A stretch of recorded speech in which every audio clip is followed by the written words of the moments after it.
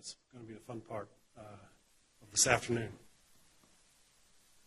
A career pilot for 32 years, including 24 years with Piedmont and U.S. Airways prior to corporate aviation. Robert Sumwalt has always been a strong advocate of safety. In 2006, he was sworn in as the 37th member of the NTSB and served as vice chair for 2 years. We are privileged to have Robert do what he does for the industry in Washington, and we are honored that he is here with us today. Robert Sumwalt.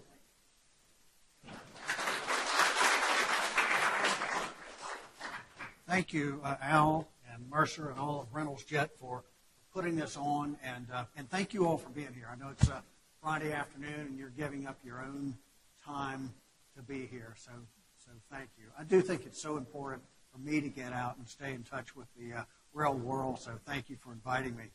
And Al, when you mentioned that runway Memphis 27 circle to 18 left, I guess it was, that brought back nightmares when I was doing my King Air 350 training. Sure enough, we practiced that thing enough times to where I finally got it right. But it took a lot of practice for me. Anyway, great to be here. Thank you all.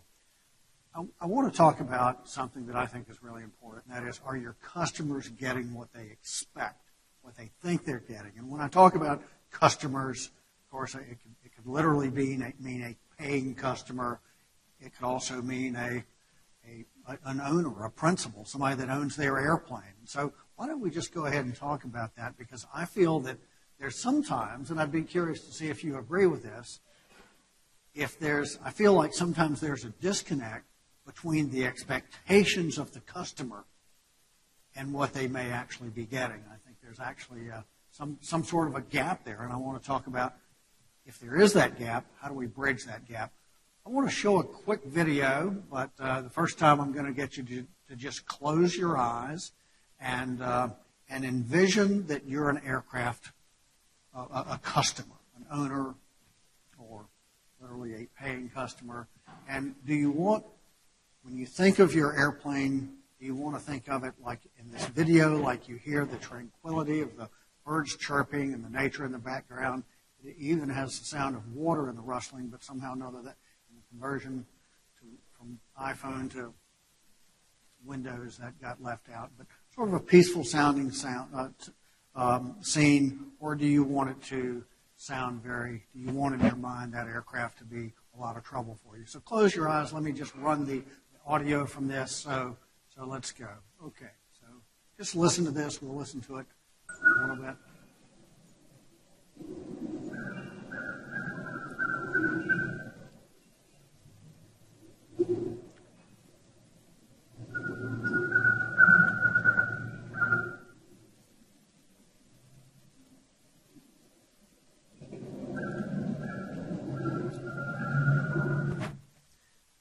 Okay, so we'll bring it back up again now. I'll just do it one time.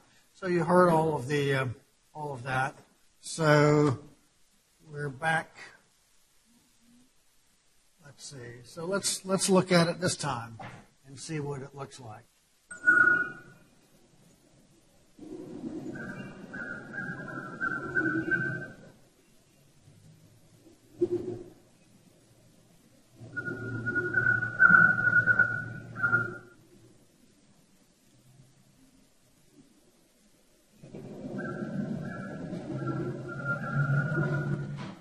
Very peaceful, right?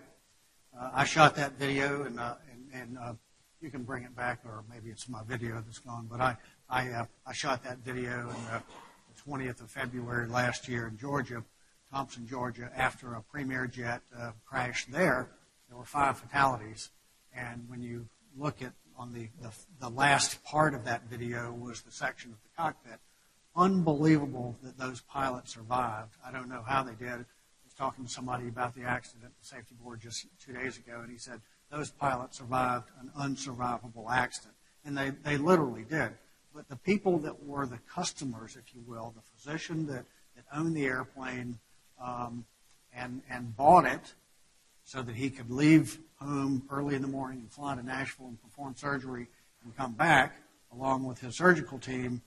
All 5 of them lost their lives. And I don't think that they necessarily wanted to end up like that. It was an airplane. This was the airplane before the N number was changed. And, this is just it's breathtaking when you go and you look at this and then you turn on the TV that night, and of course all the media is talking about is the accident. And they're showing the pictures of the people whose parts you saw lying on the ground. And so why do I bring this up? Well, because, again, I think there's this disconnect between what the customers expect and what they sometimes get. And coming from a corporate environment, yes, I did have an airline background, but I started in corporate aviation, went to the airlines, and then went back from the airlines, left 10 years ago to run a Fortune 500 flight department for a couple of years before getting appointed to the board. And going back to that environment made me realize that there are organizations that don't run their flight department with the expectation that the principals want them to. I worked for a Fortune 500 company that literally had nuclear power plants to supply electricity to a lot of South Carolina, and literally they've got nuclear power plants that would be very precise. But yet, when the CEO would fly on the airplane, they didn't have an operations manual. They didn't use checklists. They didn't have an MEL. Their 2 turbine-powered airplanes were based 100 miles away from any maintenance base. How do you operate turbine-powered airplanes without an MEL, without on-field maintenance? How do you do that? And the answer is you do it illegally.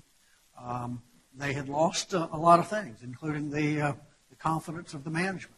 And so that's why September of 10 years ago, this is the anniversary of it, they called me and said, would you be interested in talking to us about maybe coming to work here?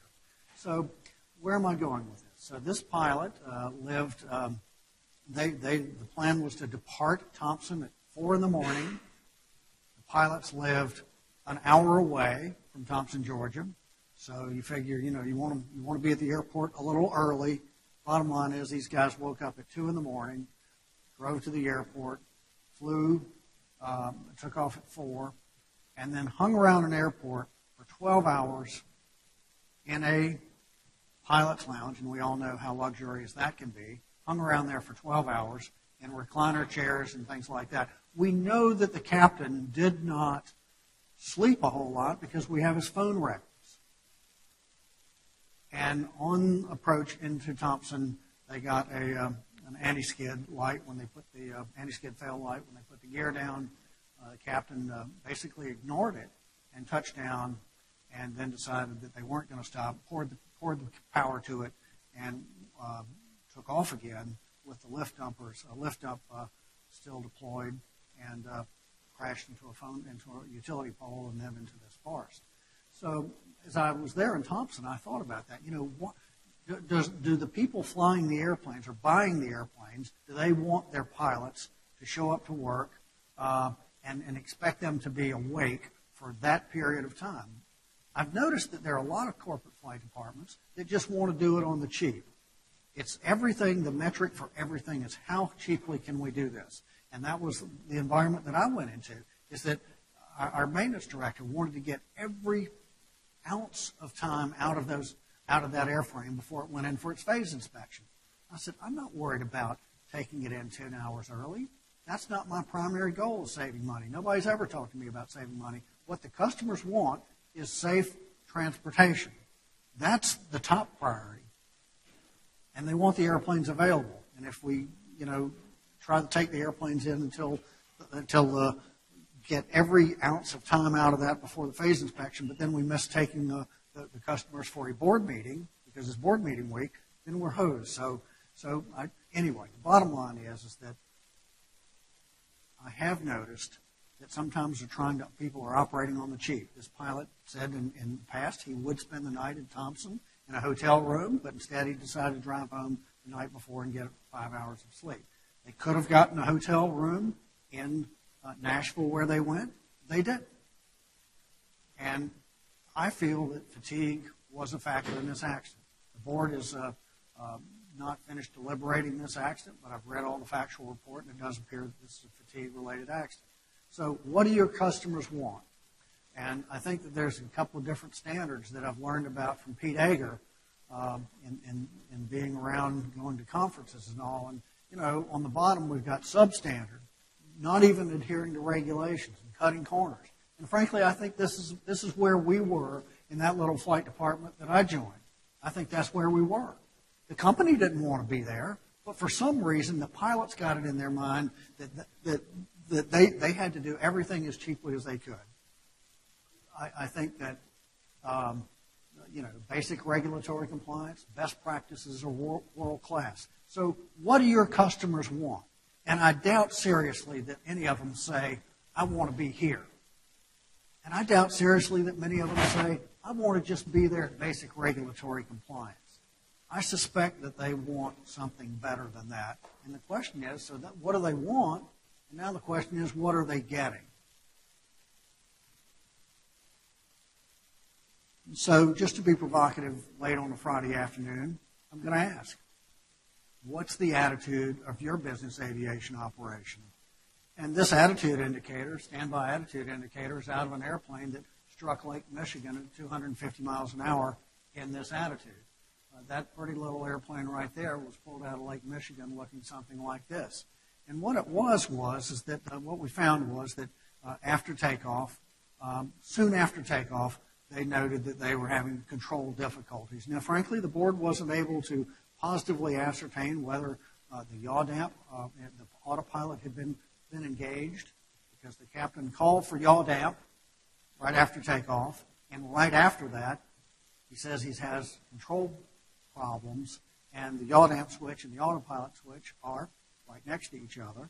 We don't know if that scenario played out, or if they had a rudder trim hard over, runaway rudder trim. We couldn't really tell because there was conflicting and supporting information in each case. But what we do know is that when the pilots lost control of the airplane, it was flyable up until that point. We looked at the way the company was run. The captain, who was also the chief pilot, who was also the check airman, had a prior certificate revocation. He had been in prison for drug smuggling. He had routinely failed to comply with procedures and regulations. When in ground school, company meetings and all, he would point to the airspeed indicator on the high-speed barber pole and say, see this? You're expected to go over this high-speed barber pole sometimes. And he encouraged people to do that. We know that he falsified training records. The co-pilot, who was new on the airplane, this guy had checked out in the airplane just a few days before the accident. And for his check ride, it was logged in the pilot's training records or logbook as 1.6 hours. But when we went back and looked at the aircraft records, that airplane had only flown 0.3 of an hour. Can you give a 135 check ride in 18 minutes? Probably not. We also know that he had supposedly given a check ride to a pilot who, on the day of the check ride, wasn't even at the airport. So this was the guy that was the captain, the chief pilot, the check airman for the company, and this is what he was running. And we found that one thing we did find was the pilot's lack of discipline, his in-depth systems knowledge, and his lack of adherence to procedures contributed to their inability to cope with the anomalies experienced during the accident flight. And you look about the customer. They had gone with a medical team. This was a medical transplant team.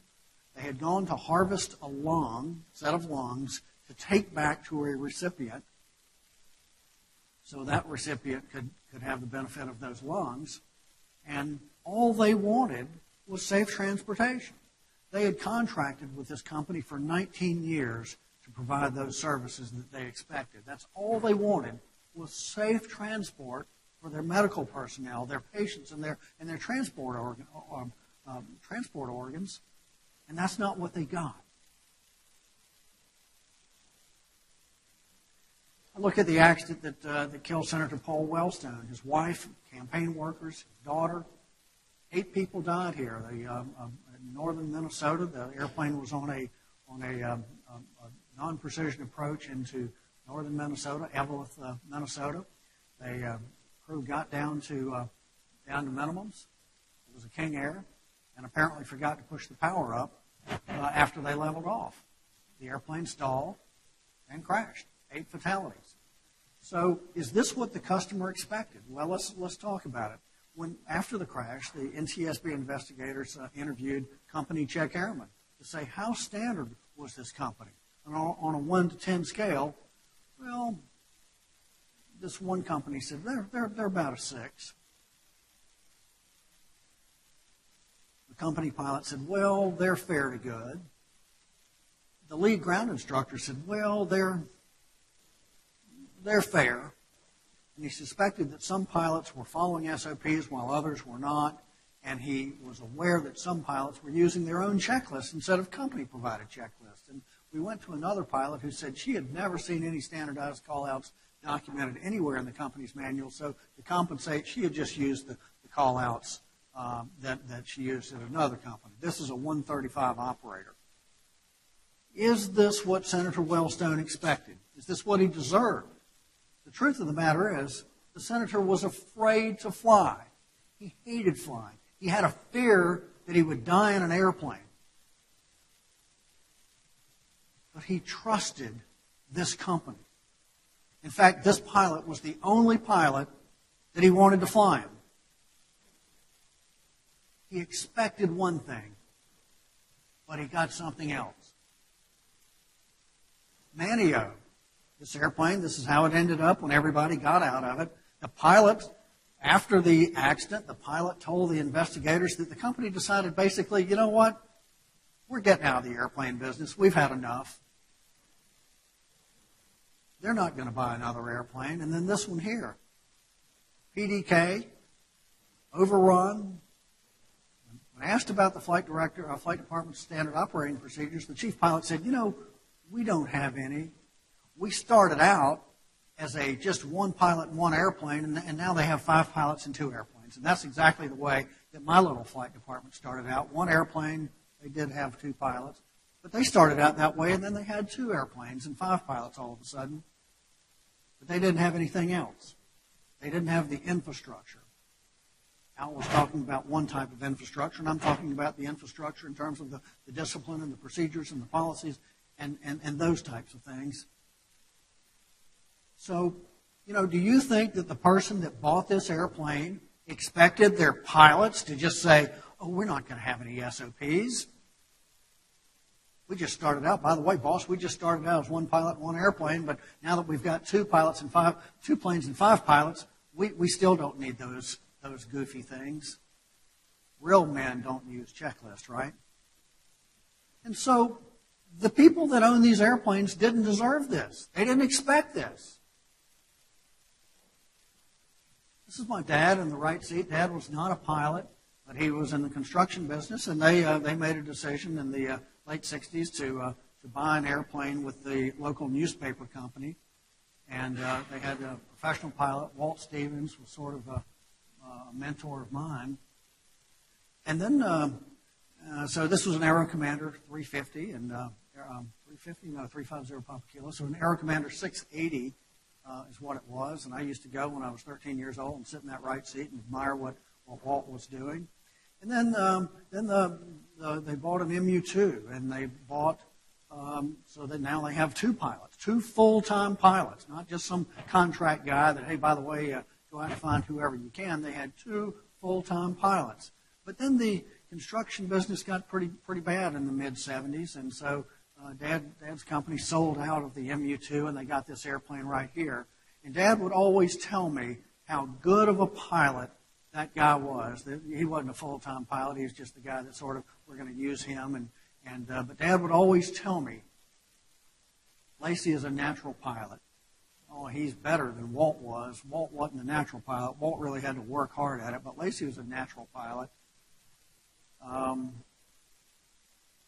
Well, this is what that natural pilot did to my family.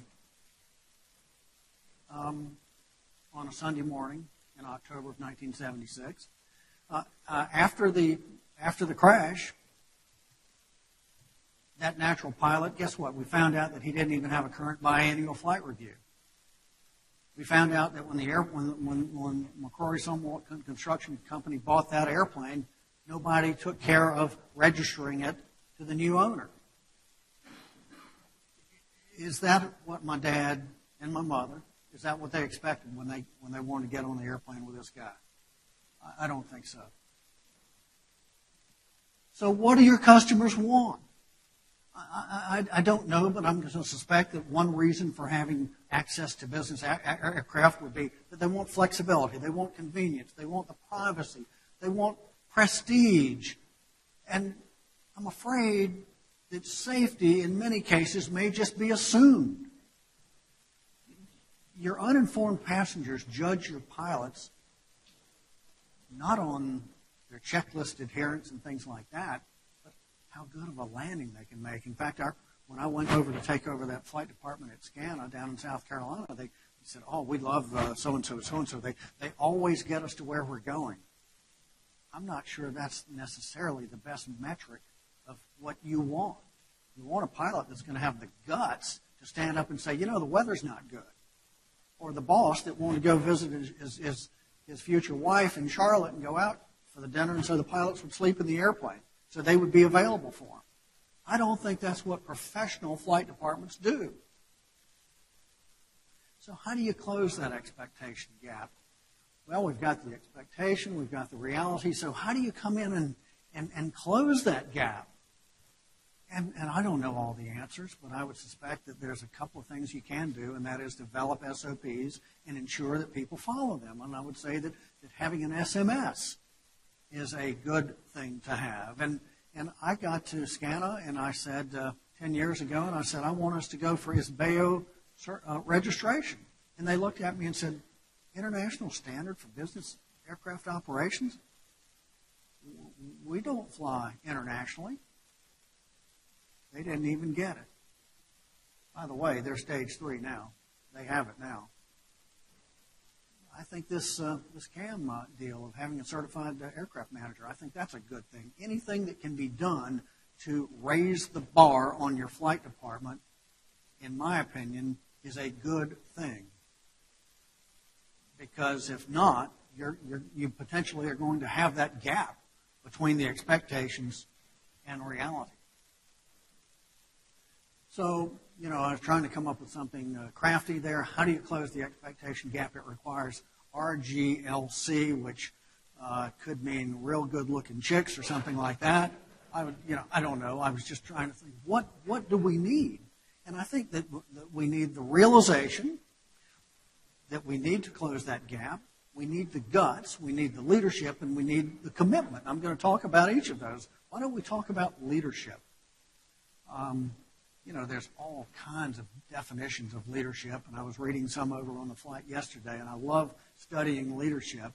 But a real simple but effective definition, I think, is one that I've read by this guy that's written all kinds of books, John Maxwell. You can go into any airport bookstore and see the books that Maxwell has written on leadership. And he says that leadership is about influence.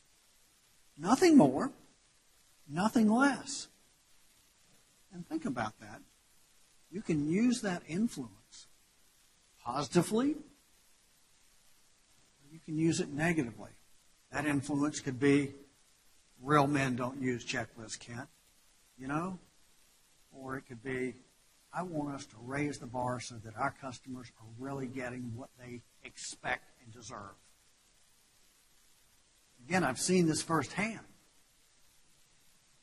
I've seen it in the flight department that I inherited. The customers didn't want this. But that's what they got, because some uninformed people out at the airport didn't have the realization, the guts, the leadership, or the commitment. So, in one of our accident reports, I think this is really profound here. It says that the leadership behaviors and attitudes of individuals are influenced by their perceptions and expectations about safety in their work environment. And they pattern their safety behaviors to meet demonstrated priorities of the organizational leaders, regardless of stated policies. my first day on the job at SCANA, I was to pick up the CEO at the airport. I thought, wow, I'm just the airport. I'm just the manager of the airport aviation department. Well, now I get to meet the CEO and drive him around and take him back to the office. And noticed that as soon as he got in the car, by the way, I had met with him before. I wanted to find out what his safety commitment was, and he said all the right things. But I noticed when he got in my car, he didn't put on a seatbelt. So what does that mean? I don't know. But maybe that's where this attitude came from the flight department, that they want the flight department to get them there every time.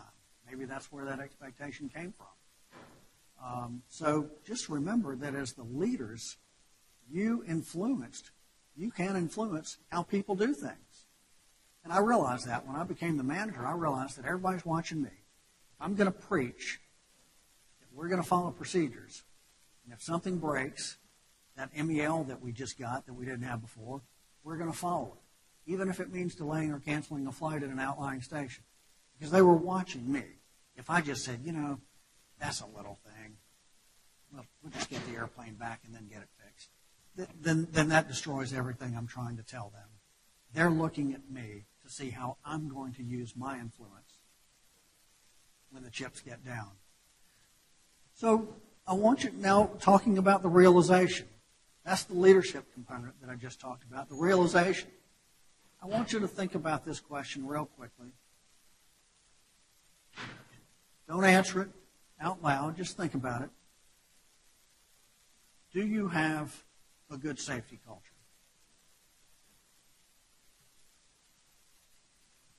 And I hope you do. But to go to the words of Jim Reason, he says, it's worth pointing out that if you are convinced your organization has a good safety culture, you're almost certainly mistaken.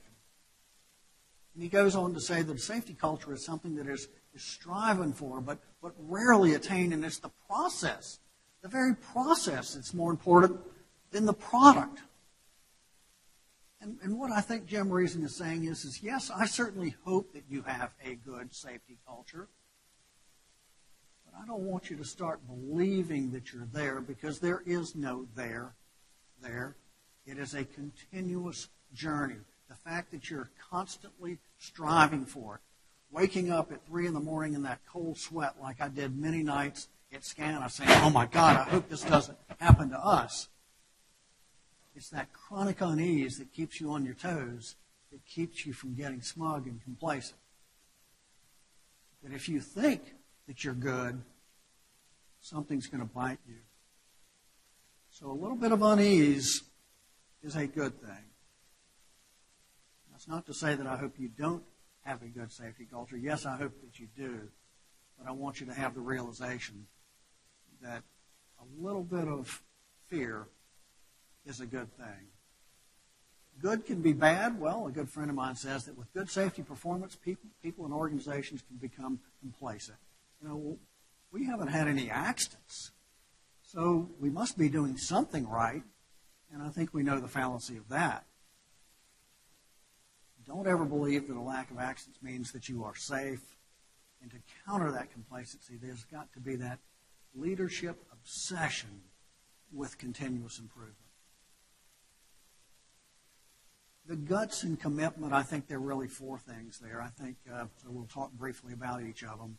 Management commitment, culture of compliance, continuous learning, and risk awareness, and just culture. Let's talk about the management commitment. I say that safety has to start at the top of the organization and permeate throughout.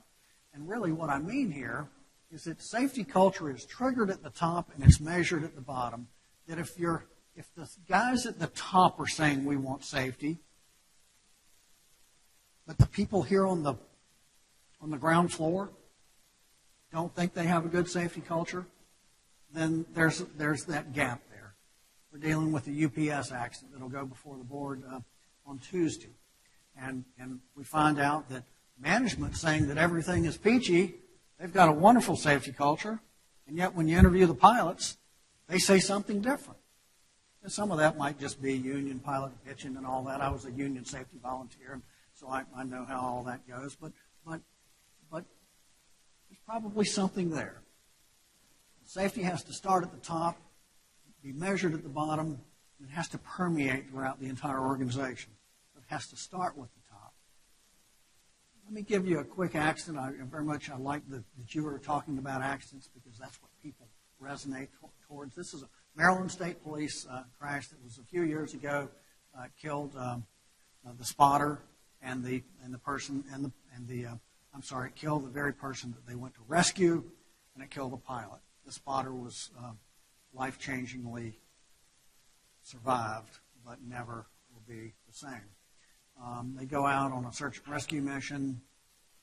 They end up crashing on top of a mountain and roll down. You don't get an idea of how far that is until you see how big the boulders are that they rolled down.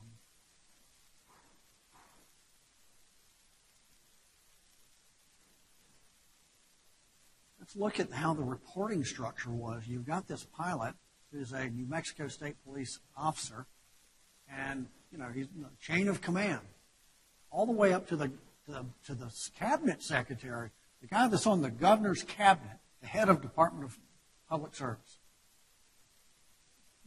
This guy at the top, unbelievably, had an influence down here on the chief pilot. And I'll tell you why. He had formerly been the chief pilot for the New Mexico State Police. He liked to be involved in the aviation section, but he did not ensure it had an effective safety program. He liked to tell the pilots what to do. He wrote a memo saying that the accident pilot was authorized to operate the accident helicopter. What in the world is the Secretary of Department of Public Service doing, telling some guy 5 layers down that he's authorized to operate a helicopter? He took actions that we feel were detrimental to safety, like he dismissed the former chief pilot for turning down missions. What message does that send?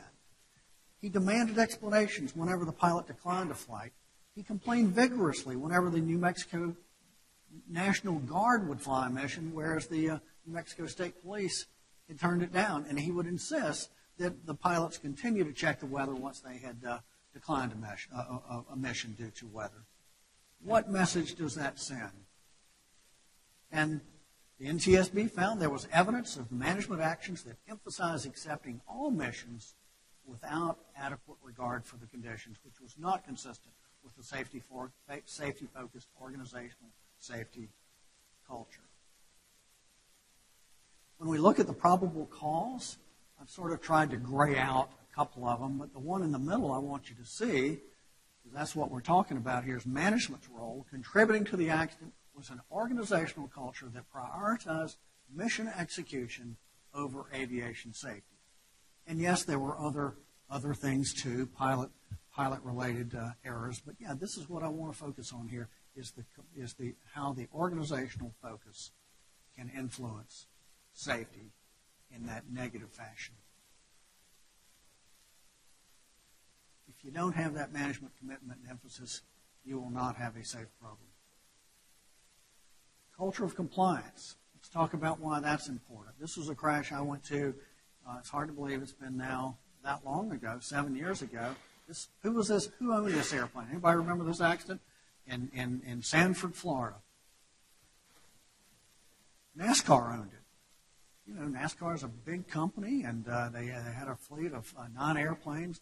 This was the only propeller-driven airplane. Everything else was heavy iron, and they were getting ready to sell this airplane. So this airplane, the pilots took off.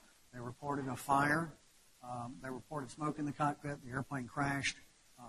Coming through here, burned up these houses, killed 3 people in those houses. So we do know that when we got on the airplane to go down to Sanford that day, we know the pilots had declared an emergency. They told ATC there's smoke in the cockpit, and they said, shutting off radios, alert. That was it. That transmission was clipped. What does alert mean? I don't know, but it could. It could mean shutting off radios, electrical smoke, and electricity. I don't know, but alert. That's what we heard. And so, amazingly, we go out, not we, but An FAA guy had actually found, before we got there, this piece of paper.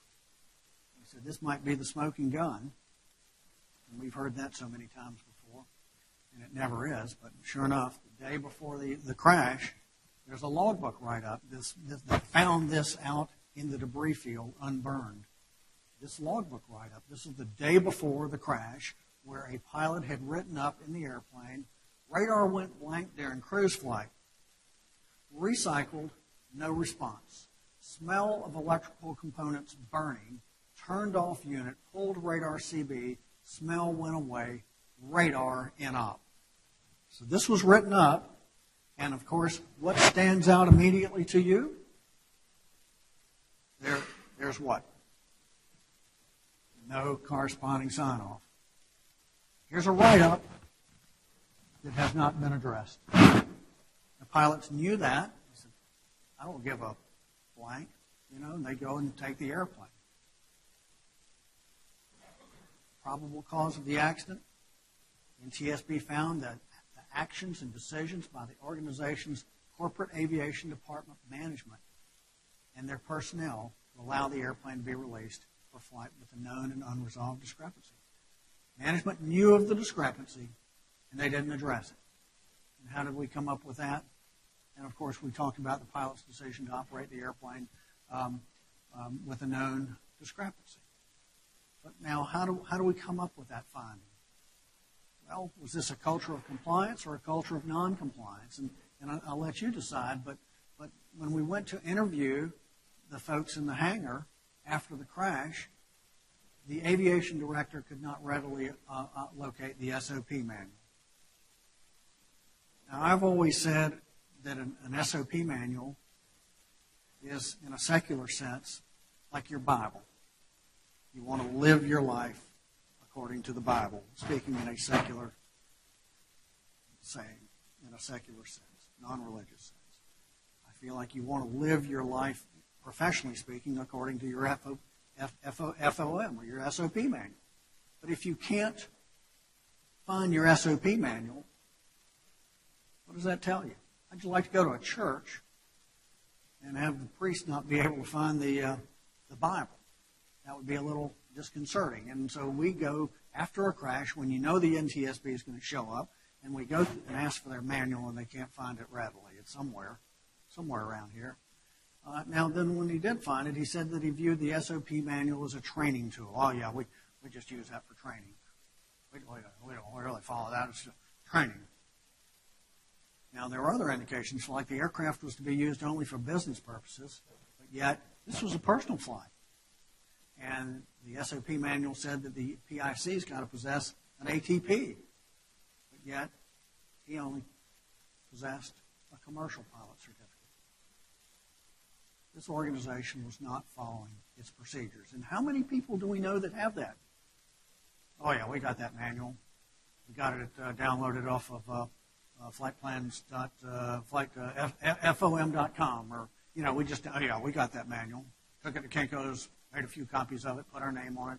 We got that manual. But are you really following it? And most significantly, the last three discrepancies, like the one that we just talked about, had not been addressed. And I think that a quality organization has a commitment to compliance, a culture of compliance with everything that they do. I know that my pilots, great people, but like the company had a code of conduct, like most companies. You got to do this code of conduct training once a year. Well, they didn't do that. No, we're aviation department. We work for Bill, CEO. We don't do that. Ken could talk about CIFL requirements and the fact that you have to reimburse and all these kinds of things. You think they took out CIFL or imputed CIFL, if I'm saying that right, on people that took personal flights? No, they didn't do that. The IRS requires it, I think. And by the way, if somebody wants to fly on the airplane for personal use and go to see their dad who's sick in Athens, Georgia, he can just write a check to the company to pay them back. Ken, is that legal? Yeah. So a culture of compliance means that everything that you do, it doesn't matter just flying the airplane, everything that you do, you've got that commitment to doing it right. And I think we're all guilty of this. It's the selective compliance. We look at something and say, well, that's a stupid procedure. I don't need to do that. For me, Mr. Always wanting to do the right way, the thing that I didn't do was put on an oxygen mask when the other pilot left the cockpit. Man, I'm a germ freak. I probably carry around wipes with me to open the bathroom door. I mean, I'm a germ freak. You think I'm going to put on that mask that some other guy put on before me? So I'd look for all reasons not to do it. Oh, yeah, I'm going to just pull it out and just have it right here next to me. Well, it finally dawned on me, I don't want to be that way. I don't want selective compliance because that's a slippery slope. So I'm going to figure out a way to put the damn thing on. Take alcohol wipes and clean it out before I put it on. So let's look at selective compliance here. You know, for example, I go out and walk. I live next to the airport. I have an apartment next to Washington. Here at Washington National. Here's the airport. And this is some bike trail, the Potomac Trail, I think it's called. And there's a sign here, a sign over here, right there. And it says, just like this one here, it says dismount before crossing. And then this one here on the top, that's customarily we would traditionally call that a stop sign. And so there's this thing that says stop and dismount before crossing. I love this guy right here. You know, this guy's safety conscious, all right. He's got his orange reflective vest on and a helmet because he doesn't want to get hurt. But you think he's going to pay any attention to those signs? No, this is a stupid rule. I don't need to stop my bike and dismount. Nobody does that. I saw somebody, seriously, no kidding, somebody about get hit at this intersection about 10 days ago. Because this is a pretty busy road. Idiots didn't put that sign up. They put it out probably because somebody got hit or almost hit. And sure as the devil, a few days ago, I saw it about happen again. I sat there with my iPhone one day and just looked. Let's watch these people. Anybody stop for this?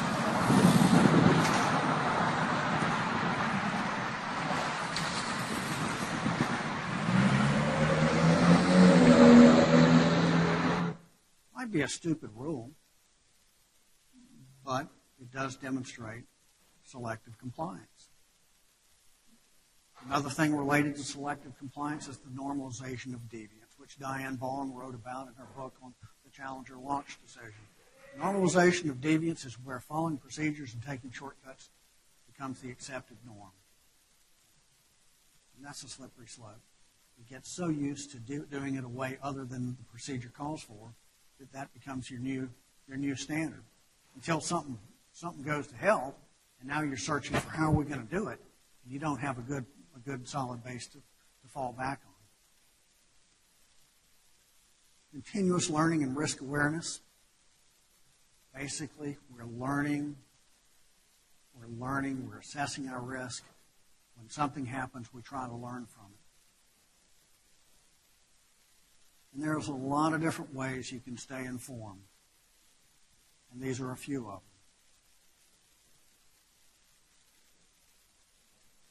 How do you keep your finger on the pulse of what's going on in your operation? And do you have just one data source? Do you just have a hotline?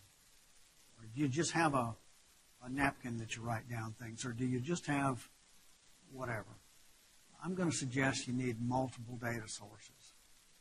And when I was flying, by the way, people ask me if I still fly, and my answer is, I'm in the safety business, so my contribution to safety is for me not to fly these days. So I don't fly, and that's the good news. But when I was flying, my family felt that those engines on that airplane were very important to me. We wanted to make sure those engines stayed in good health. So I'm going to ask you, in your airplane or in my airplane, do we just have one gauge in the cockpit that says engines? Good, bad? No. We got so many engine instruments there that make my head spin. Make me dizzy looking at them all. But N1 and N2 and EPR and EGT and TGT or ITT and the fuel pressure and oil pressure and temperature and all these things. And why do we have all of those indications? Those indications are strategically located throughout the engine to signal the safety health of those engines. That's why they're there. And so if you're interested in the safety health of your organization, wouldn't you like to have sensors located strategically throughout your organization to signal to you the safety health of your organization? And I'm going to say you do. You have those sensors, and you just have to enable them. And we know that employees will be comfortable reporting if they receive assurances that the information will be acted upon. Having filled out many safety reports in my airline days and sending them into a black hole, I know there's nothing that will dry up your reporting more quickly than not closing that feedback loop and letting the employees know that you at least got their report and you're looking at it seriously. You have to keep the information, I'm going to say, confidential and de-identified, and people have to receive assurances that if they report to you, you're not going to ridicule or punish them. And I believe in a non-reprisal policy that's signed by the CEO that basically says these things, that if you give us information, we will not use it against you if it's a single source information and if it was not done intentionally or, so we'll talk about that in just culture. And that's the last thing here, is just culture and trust. People realize that they'll be treated fairly. And I think there's a lot of misconceptions about a just culture. Is just culture a get-out-of-jail-free card?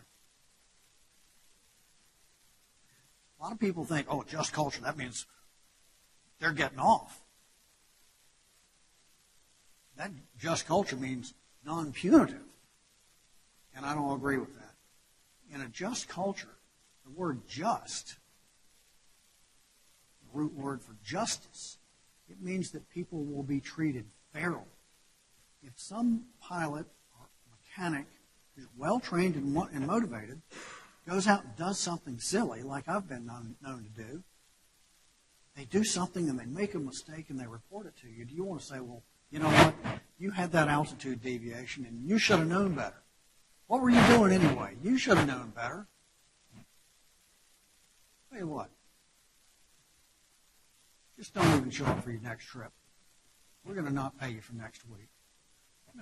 Is that punitive?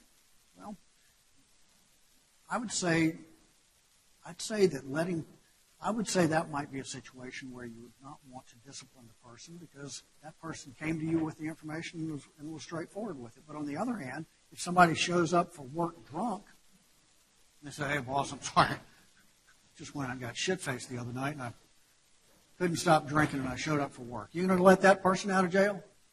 No. Because a just culture is not always it's figuring out the circumstances and deciding, was this egregious? Did the person knowingly violate something? And so Jim Reason says it pretty well here. He says a just culture is an atmosphere of trust in which people are encouraged, even rewarded for providing essential safety-related information. But there's also a clear line, or a line where it's clear that on one side, you're okay. On the other side, you're going to get disciplined. So, what kind of attitude do you want your business aviation department to have? To sum it up, I think that the people that pay for your services are expecting, and they count on, a professionally managed operation. And the sad truth is, I'm sitting here on a Friday afternoon preaching to the choir. The fact that you're giving up your time means that you probably do have that commitment. But there may not be people that work with you that get it. So that's why I'm preaching to the choir. And so the question is, are they getting what they expect? I don't think these people got what they expected. Thank you very much. Thank you very much. So we started late, but that means we are late, so I apologize. So I'll sit down unless anybody has any quick questions. Or Al, how do you want it? I can sit down.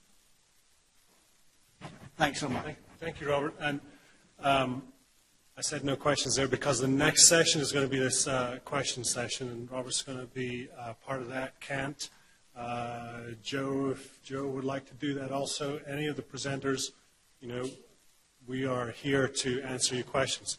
Tom is back there. Tom Hendricks from NHCA is going to be part of that.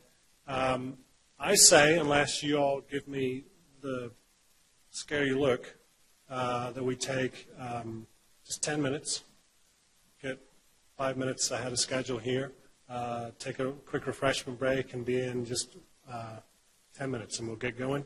We'll see how the question session goes, and we'll take it from there.